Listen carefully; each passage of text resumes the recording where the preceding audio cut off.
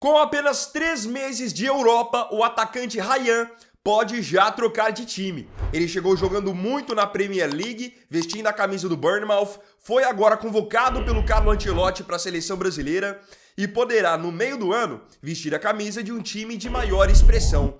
Afinal, segundo informação do portal Team Talk, o Ryan está sendo monitorado de perto nesse momento por 4 equipes. Esses 4 são Real Madrid, PSG, Liverpool e Manchester United. Os 4 estão realmente muito impressionados com o que ele tem feito em pouco tempo de Europa e, por isso, consideram sua contratação para a próxima temporada.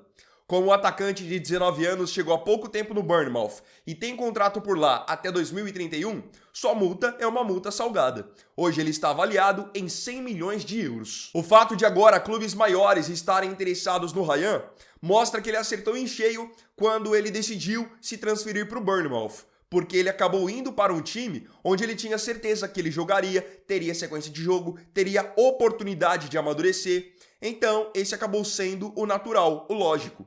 Ele tem 7 jogos desde a sua chegada, 2 gols e 1 assistência. E caso ele performe bem agora nos amistosos pela seleção brasileira, podem ter certeza que ele vai se valorizar ainda mais. Essa aqui foi a primeira notícia da edição dessa sexta-feira, dia 20 de março, do Boletim Weiner. Casemiro ajuda Bruno Guimarães. O Casemiro está ajudando o Bruno Guimarães a trocar de time. Companheiros na seleção brasileira formando uma dupla realmente de respeito, o Casemiro agora está tentando ajudar o Bruno a sair do Newcastle para jogar no Manchester United na próxima temporada. O Casemiro já não vai continuar no Manchester United, isso já foi comunicado oficialmente, mas não é porque ele está de saída que não quer que o Manchester United contrate um bom jogador. Então, segundo informação da ESPN, ele está fazendo esse meio campo para tentar fazer com que o United contrate o Bruno. Eu já tinha trazido na edição de ontem do Boletim Weiner também uma informação da agência Reuters de que o Manchester United estava avançando para contratar o Bruno Guimarães por volta de 80 milhões de euros. Então agora, essa notícia envolvendo o Casemiro também mostra que o negócio está esquentando. Bruno é capitão do Newcastle no momento, tem 35 jogos na temporada, 9 gols e 7 assistências. Tá com 28 anos e tem contrato com os Magpies até 2028.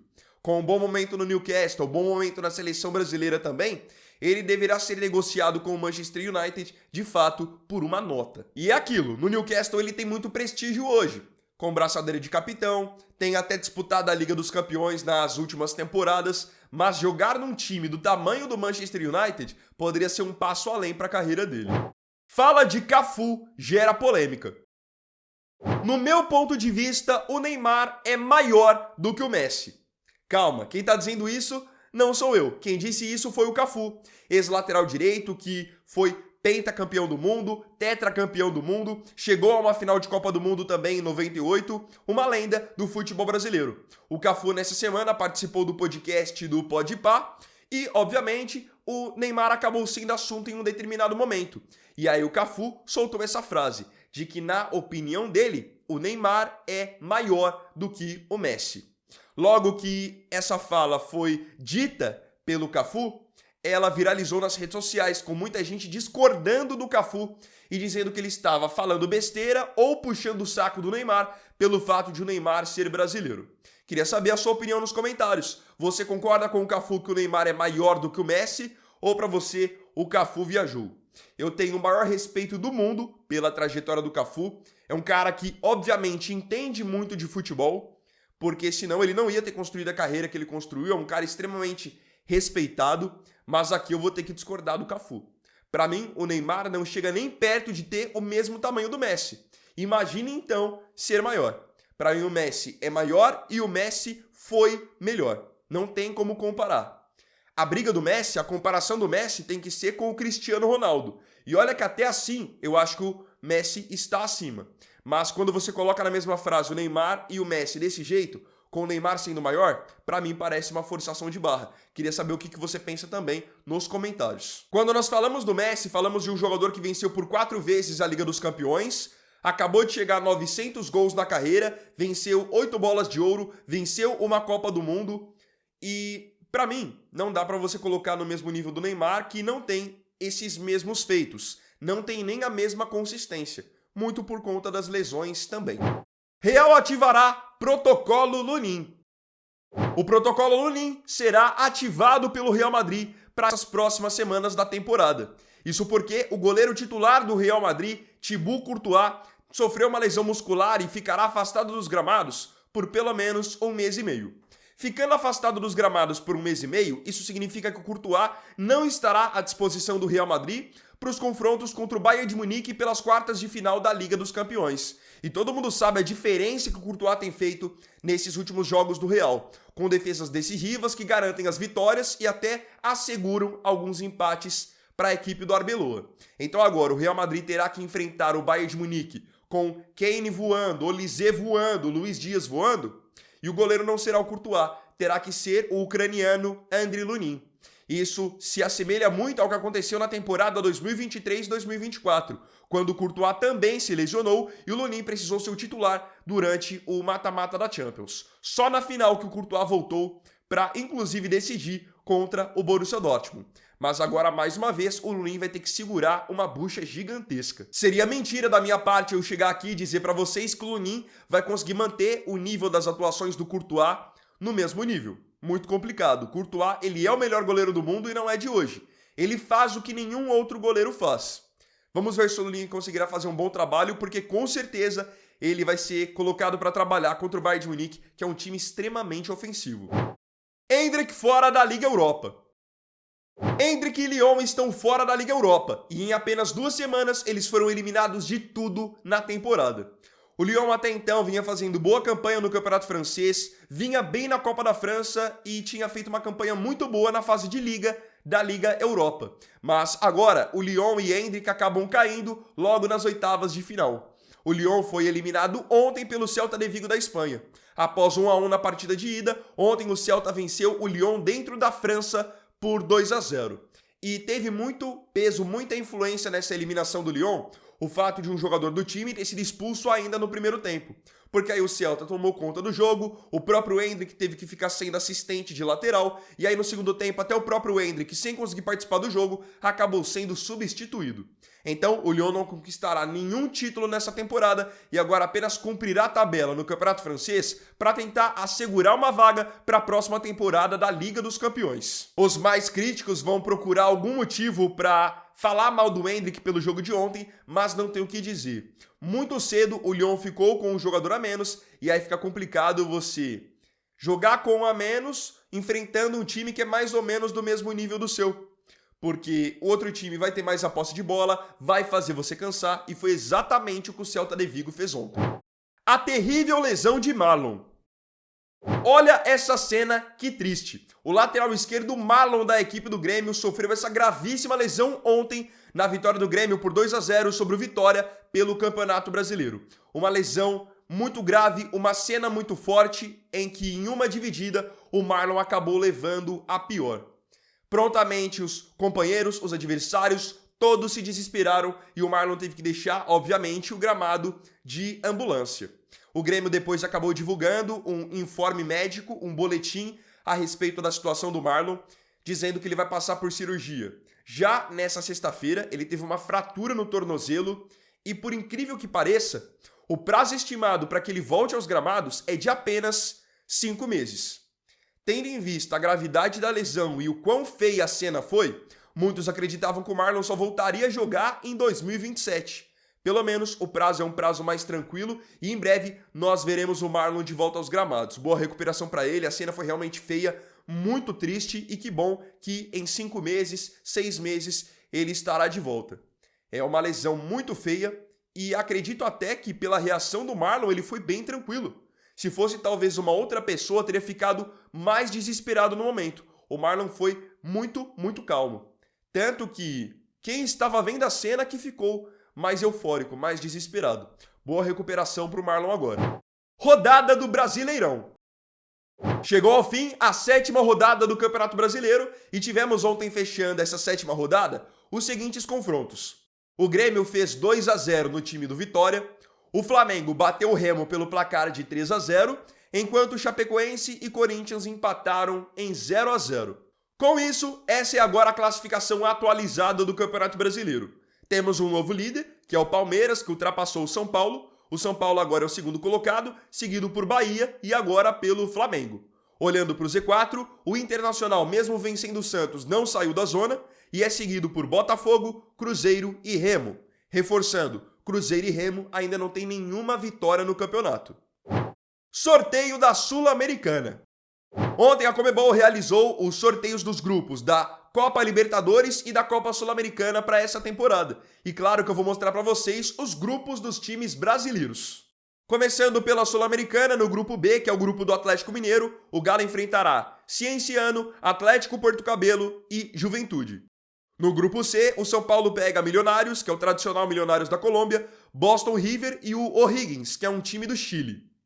No grupo D, que é o grupo do Santos, ele pega o San Lorenzo, tradicional da Argentina, Deportivo Cuenca e Recoleta. No grupo E, que é um grupo complicado, o grupo do Botafogo, ele enfrenta o Racing da Argentina, o Caracas da Venezuela e o Independiente Petroleiro da Bolívia. No grupo F, que é o grupo do Grêmio, o Grêmio pega o Palestino, que é um time do Chile, Montevideo City Torque e o Deportivo Riestra. O grupo G, que é o grupo do Vasco, tem Olímpia do Paraguai, o Audax italiano do Chile e o Barraca Central. No grupo H, que é o grupo do Bragantino, ele enfrentará River Plate, Blooming e Carabobo. Na Copa Sul-Americana, apenas o primeiro colocado de cada grupo assegura sua vaga direta para a próxima fase. Os segundos colocados, eles precisam passar por playoffs com os melhores terceiros colocados da Libertadores. Então você não tem garantia nenhuma de passar para a próxima fase. Nesse contexto aqui, para mim, Atlético Mineiro, São Paulo, Vasco e Grêmio têm totais condições de buscar a primeira colocação dos seus grupos. Agora, Santos, Botafogo e Bragantino terão mais dificuldade pelo nível dos seus adversários. Para mim, o que terá a maior dor de cabeça aqui é o Botafogo, que não vem bem, tem enfrentado vários problemas administrativos extra-campo e ainda por cima pegou um grupo chato, um grupo complicado. Sorteio da Libertadores. Já no sorteio da Libertadores, nós tivemos no grupo A, que é o grupo do Flamengo. Flamengo, Estudiantes da Argentina, Cusco e o Independiente Medellín, que é da Colômbia. No grupo C, que é o grupo do Fluminense, o Flu enfrentará Bolívar, Deportivo La Guaira e o Independiente Rivadavia, que é da Argentina. No grupo D, que é o grupo do Cruzeiro, o Cruzeiro enfrentará Boca Juniors, Universidade Católica do Chile e Barcelona de Guayaquil. Grupo E, grupo do Corinthians, tem Peñarol do Uruguai, Independiente Santa Fé da Colômbia e a equipe do Platense, que é da Argentina. O grupo F, grupo do Palmeiras, tem Palmeiras, Cerro Porteño do Paraguai, Júnior Barranquilla da Colômbia e Sporting Cristal do Peru. No grupo G, grupo do Mirassol, o Mirassol enfrentará LDU, tradicional do Equador, Lanús da Argentina, atual campeão da Recopa, e o Always Ready da Bolívia, que é o time que tem a maior altitude da fase de grupos da Libertadores. Analisando os grupos, o Flamengo e o Corinthians, na minha opinião, pegaram grupos chatos, mas têm totais condições de se classificarem para as oitavas de final. Agora, o grupo mais complicado de todos é o grupo do Cruzeiro. O Cruzeiro pegou um grupo muito encardido. Tem que enfrentar o Boca, mesmo com o Boca sem ser o Boca das antigas, é complicado, especialmente dentro da Bombonera. E aí você pega Universidade Católica e Barcelona de Guayaquil, são times que estão habituados a jogarem a Libertadores e vão fazer jogos difíceis, principalmente nas suas casas. Então o Cruzeiro é um time que eu vejo realmente com possibilidade de não avançar, porque pegou um grupo mais difícil. E o momento do Cruzeiro também não é um momento bom. Tudo pode mudar se o Cruzeiro voltar a jogar bem. Se o Cruzeiro voltar a jogar bem, é até uma obrigação pelo investimento que tem, vencer todos do grupo e conseguir se classificar em primeiro. Mas eu estou analisando pelo momento do time mineiro também. Olhando para o grupo do Mirassol, o Mirassol eu acredito que nem se classificará, porque o Mirassol de 2026 não é o Mirassol de 2025. Para mim, não avança. Agora, olhando para Fluminense e Palmeiras, os dois têm, para mim, obrigação de ficar na primeira colocação dos seus grupos e lutar pela melhor campanha da primeira fase, que depois te assegura a vantagem de fazer os jogos do mata-mata sempre à volta na sua casa. Por que o Santos escolheu o Cuca? Ontem, após demitir na madrugada Juan Pablo Vojvoda, o Santos correu para o mercado e anunciou como seu novo treinador o técnico Cuca, que já teve outras passagens recentes pela equipe da Vila Belmiro. Segundo Felipe Silva, o Santos acabou escolhendo pela contratação do Cuca por entender que ele tem um perfil agregador e que não vai tumultuar o ambiente. Além disso, o fato de o Cuca já ter tido outras passagens pelo Santos e entender a realidade do clube, isso também acabou colaborando bastante para essa ideia. Um ponto curioso aqui, o Alexandre Matos, que é o diretor do Santos, e o técnico Cuca já trabalharam juntos nos tempos de Palmeiras. E apesar de terem ganhado juntos um campeonato brasileiro, era dito que nos bastidores o relacionamento deles não era nada bom. Olha, o Cuca é um treinador experiente, um treinador vencedor. Ele foi bem no Palmeiras, ele foi bem no Atlético Mineiro em mais de uma passagem. Ele já treinou vários times grandes e conseguiu sempre dar uma cara para esses times. O Cuca ele é um treinador que ele controla muito bem o ambiente, ele consegue fazer com que seus times joguem de maneira ofensiva. Só tem um detalhe dentro do trabalho do Cuca. Ele é um treinador extremamente imprevisível. Então, a qualquer momento ele pode chegar e simplesmente pegar as coisas dele e ir embora, como já fez em vários momentos da carreira. A confusão de Marlon Freitas. O Marlon Freitas ficou muito revoltado no último jogo entre Palmeiras e Botafogo com os seus antigos companheiros. E isso tem uma razão. Segundo o jornalista Leonardo Bessa, que é setorista do Botafogo, naquela confusão que aconteceu no fim da partida entre Marlon Freitas e alguns jogadores do Botafogo, o Marlon ficou revoltado e pedindo respeito porque o Joaquim Correa, atacante do Botafogo, chegou no Marlon Freitas e disse pro Marlon que ele tinha sido o pior capitão com quem ele havia trabalhado. Os jogadores do Botafogo estão revoltados com o Marlon Freitas pela maneira como o Marlon Freitas saiu do clube e porque, no entendimento deles, o Marlon tem a todo momento menosprezado o que ele fez no Botafogo.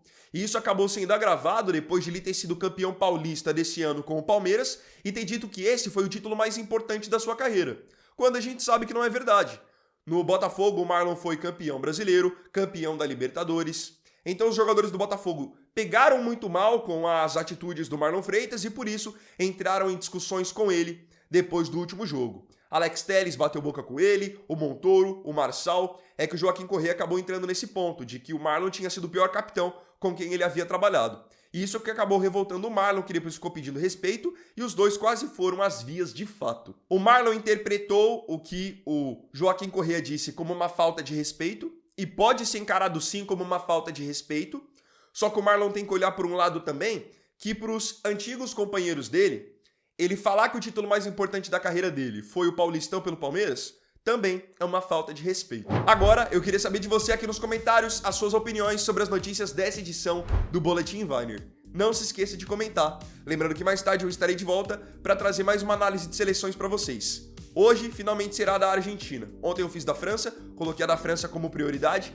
Hoje sairá da Argentina e no final de semana nós teremos também da Espanha, teremos da Inglaterra. Fiquem ligados aqui no canal. Vocês sabem, a máquina não pode parar. Quanto a esse vídeo, se tiver gostado, deixa o like, se inscreva e compartilhe, tá bom? Então é isso, galera. Tamo junto, até mais tarde e até o próximo vídeo. Fiquem todos com Deus. Vini Wagner aqui, valeu, falou e fui!